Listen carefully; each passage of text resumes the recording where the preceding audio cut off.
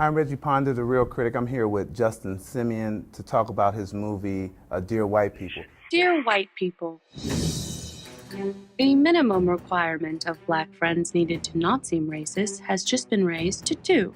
Sorry, but your weed man, Tyrone, does not count. Who's your audience for this film? I think my audience is everybody. I'm gonna say that. I know that's a cheesy filmmaker answer.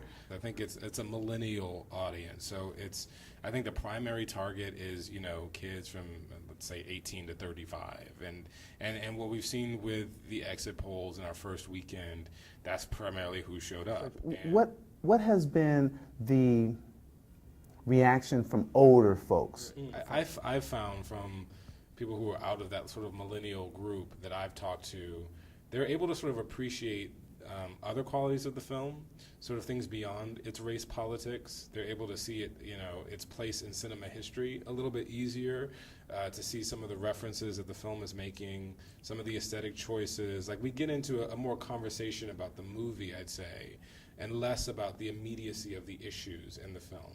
And there's also, there's some generational stuff where I think there's puzzlement over sometimes what some of the characters do and how they act in certain moments in the film, which differs depending on the age group, I think is a great thing. You kind of touch on this issue that some millennials are having or have had of trying to find their racial identity. Could you speak to that? I think, for instance, like in the civil rights era, being a black person, being a person of color, and being faced with the things that a person of color was faced with in this country, you kind of knew how to be in the world. You knew what you were for, and you knew what you were against. In some ways, because the overt forms of racism have become covert, and they're just under the surface, and you see black people having access to different aspects of culture that we've never had before. Sometimes, like the sort of like old ways of being black, the black identity as it's presented in the culture, that doesn't always make sense to certain young people and having certain experiences. And, certain young people don't necessarily relate to whatever the image of blackness that's being perpetrated, and they start to feel like, well, am I not black enough? Am I not black enough for my people? Am I not black enough, or am I too black for white people? Those kinds of questions are being asked, I think, with more frequency.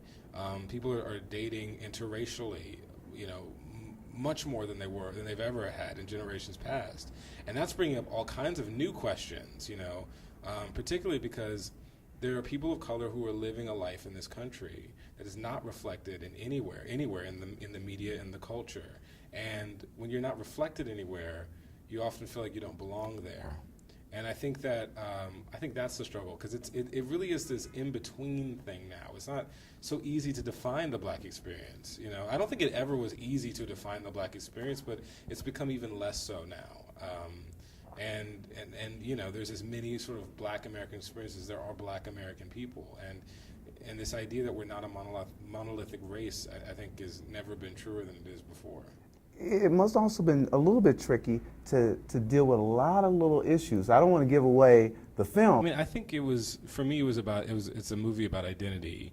It's a movie about identity versus self, and who we really are versus who people think we are, or how maybe we want people to think of us. And so the 4 characters are all dealing with the conflict of identity versus self from 4 distinct points of views, and it was important for me to get into it from different points of views, because I didn't want to create a morality play. I didn't want anything dogmatic. I didn't want you to walk away going, yep, that's what I've always thought.